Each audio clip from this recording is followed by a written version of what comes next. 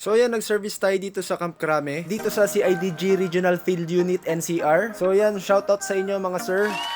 So nandito nga pala tayo para servicean natin tong sasakyan ng client natin, Photon Toplander. So ito kakabit natin, Nexus brand na 9 inches. So ito nga nangyari, bago nga pala tayo mapunta dito, si client nga pala is may nakausap na rin siyang ibang seller. So dun pa lang sa chat, nagkausap sila ni sir. Ang sabi is meron daw silang unit na mag-fit dito sa sasakyan niya.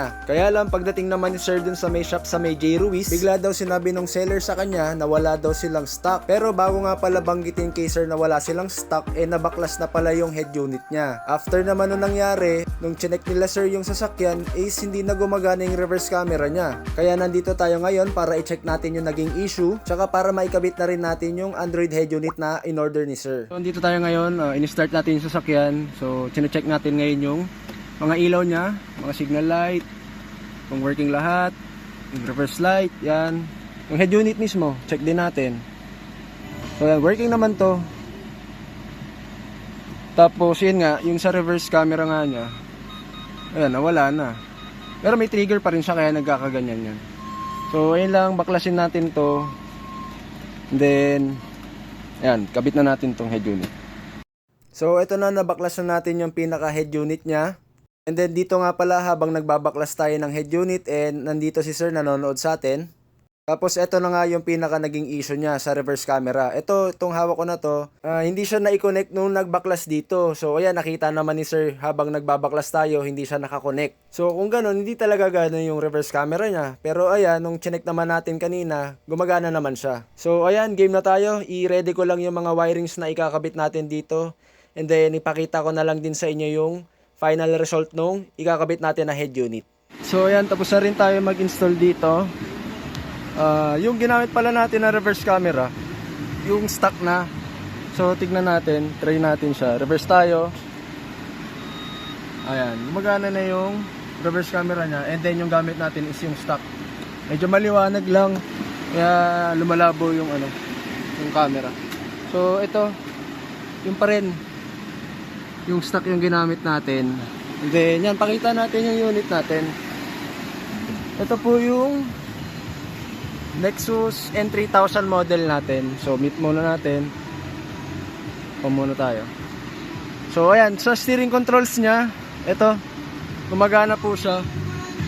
Ayan, working po yan. Pati paglipat ng station, ayan, working din yan. So back muna tayo. Ayan, ito kasi yung natin, yung unit natin na to, na siya, mataas na yung specs niya. So ito yung specs niya, Android version, asan yan? Ayan, 4GB RAM, 32GB storage na siya. Tapos yung processor niya, ito, sound processor. Tapos ito, Android version 40 na siya. Yung resolution niya 1280 720. So ito, supported na rin to ng 2K resolution and 4K resolution. Yan. Mga apps niya, ito. Ayan yung mga apps niya. Yan, meron Google na rin siyang killing map. Google Map ito, sir. Yan. Pero ito po, kailangan ng connection ng Wi-Fi. So meron ding dyan na pwedeng i-connect? Yes po, meron. Data, hindi pwede. Sa data po ng phone. Data ng phone? Opo, pwede.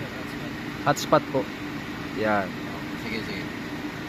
So, ayan, ito yung mga natin. May camera yan, no? Yes po, meron na po. Yung camera niya, ito po. Yeah. Yan. Bakit ba i-wave? Ayan. Ayan, so, ginawa natin ngayon pala, hindi nagustuhan ni sir yung yung reverse camera ng stock. Pinalitan natin siya ng reverse camera na kasama sa package natin. So, ito siya. Pakita natin. So, automatic siya pag nag-reverse. Ayan na siya. So ito sir, kamusta? Ano masasabi niyo sa reverse camera na pinalit natin? Mas wide siya, no? Oo, 'di ba? Kanina siya, 'di ba? Parang malapit na yung van eh. Tama. Ayan. Mas wide angle na siya, tsaka mas malinaw na din siya. So ayan. Wala na yung kumukuha. Wala pa yung nag-flicker. So ayan, ito yung mga niya, applications niya. Ayan, may T-Link 5, ito yung CarPlay. Yung sa steering controls, yan, working siya, gumagana. Yung, ito, may YouTube na rin siya. May Play Store kung gusto nyo mag-download ng iba pang apps. May Google Chrome, Google Maps, Bluetooth, Wi-Fi connection, meron na din siya. Facebook, meron na din. Ito. And then, ito, yung ibang apps naman dyan, mga extra lang naman yan. Tapos yung team, kung gusto mong magpalit ng team dito sa labas. Yan, madami nang pwedeng pagpilian dyan. Ito, yung team dito po yun. Pero ayan, sa atin yan, Nexus brand. 9 inches. Model na to is N3000. So yun lang, sa mga interested and gusto magpa-install ng mga ganitong Android head unit, message nyo lang kami sa Facebook page namin, Enteng Butingting Garage. Thank you!